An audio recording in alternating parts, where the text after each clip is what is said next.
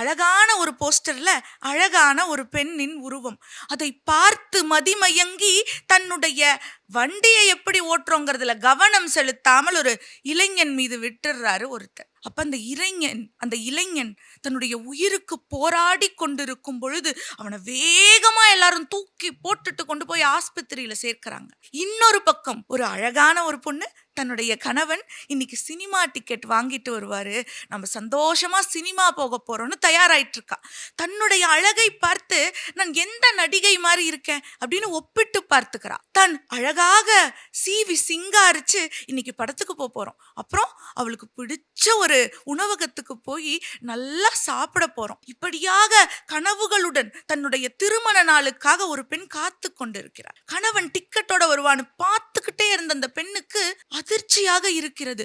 எப்பொழுதும் எல்லா காரியத்தையும் சரியாக செய்யும் அவர் இன்னைக்கு சரியான நேரத்துக்கு வீட்டுக்கு வரல. இங்க என்ன நடக்குதுன்னா, ஆஸ்பத்திரியில கொண்டு போய் சேர்த்த அந்த இளைஞனின் உயிர் கொஞ்சம் கொஞ்சமா போயிட்டு இருக்கு. அவருக்கு உறவினரான்னு கேட்டவுடன் அந்த கூட இருந்த நபர் சொல்லுகிறார், இல்லைங்க, யாரோ ஒருத்தர் கீழே விழுந்து கிடந்தாரு, நான் கொண்டு வந்து இங்க சேர்த்தனேன் அப்படின்னு.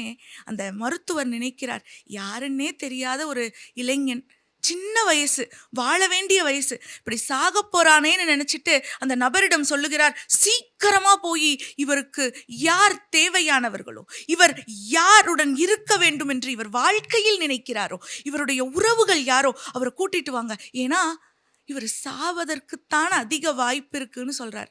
உடனே அந்த மனிதர் விரைவா கிளம்பி போறார். இங்க சசிக்கு என்ன நடக்கிறது என்றே புரியவில்லை. ஒருவேளை இப்படி இருக்குமோ?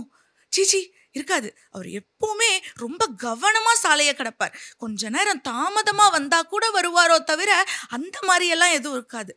மிகவும் பதபதப்புடன் பதற்றத்துடன் சசி காத்து கொண்டிருக்கிறாள். அவள் வீட்டின் அழைப்பு மணி அடிக்கிறது. பதறி போயிட்டா, ஏன்னா இருட்டிருச்சு வெளியே. இந்த கணத்தில் அந்த இளைஞன் தன்னந்தனியாக அந்த மருத்துவமனையில் இறந்து போகிறான். கதவை தட்டின உடனே வேகமா சசி திறந்து பார்க்கிறாள். அவள் கண்ட காட்சி, அவளுடைய கணவன் ரத்த கோலத்துல நிக்கிறான்.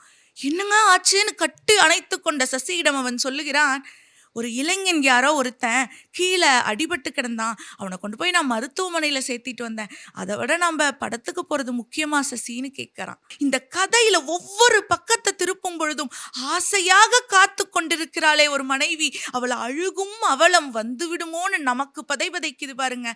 அந்த பதைபதைப்பு அடுத்த நாள் நம்ம வாகனத்தை சாலையில் ஓட்டி கொண்டு செல்லும் பொழுது கொஞ்சம் கவனமா இருக்க வைக்கும். சாலையை கடக்கும் பொழுது ஒரு நிமிஷம் நின்று நிதானமா கடக்க வைக்கும்.